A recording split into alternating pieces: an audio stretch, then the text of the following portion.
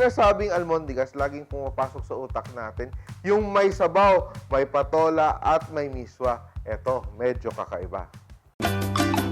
Simple, luto na,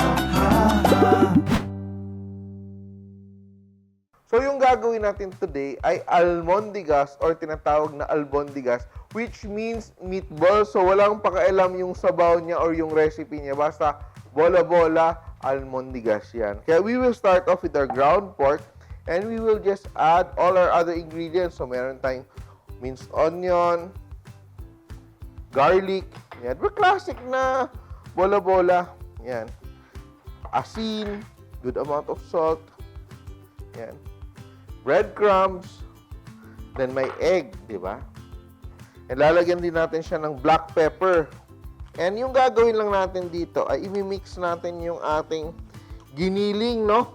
And it's very important that halu-haluin natin siya ng mabuti para it will bind together.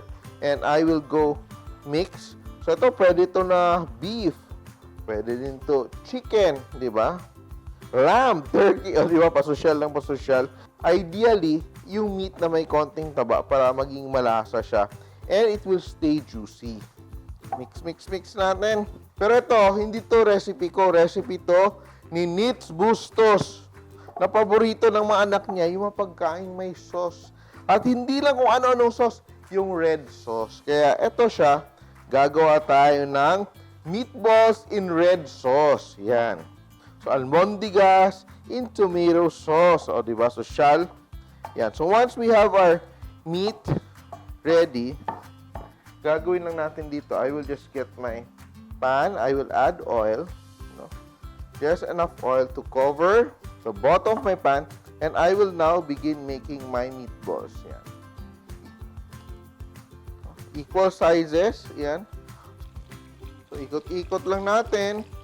But do not worry, no, kung hindi even yung pag-brown or pagluto because lulutuin pa natin siya sa kanyang sauce. And what we do now, we will add more garlic. Yan. Bawang pa, bawang. Yan. The side, sibuyas. Carrots. Yan. So we want to cook the carrots. Season with a little salt. And what we will do now, we can add a little bit of water or chicken stock. Yan. Just a little. And we will add, ito yung special ingredient natin for this recipe, ang ating Filipino-style tomato sauce. Yan, manamis-namis. Your kids will truly love this. And we will just add it to our meatballs. We're adding UFC tomato sauce, yung Filipino style na manamis-namis.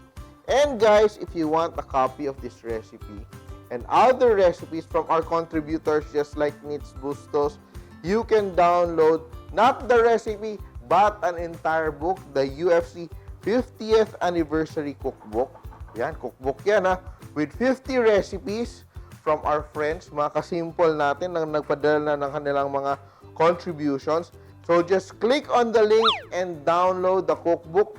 You can also go directly to the NutriAsia website and download the e-book. Yan. Ang ating UFC 50th Anniversary Cookbook. Yan. We will let that simmer. And yung pangpalasa natin dito, to give it a very nice, balanced flavor, konting patis. Yan. Patis, malinamnam.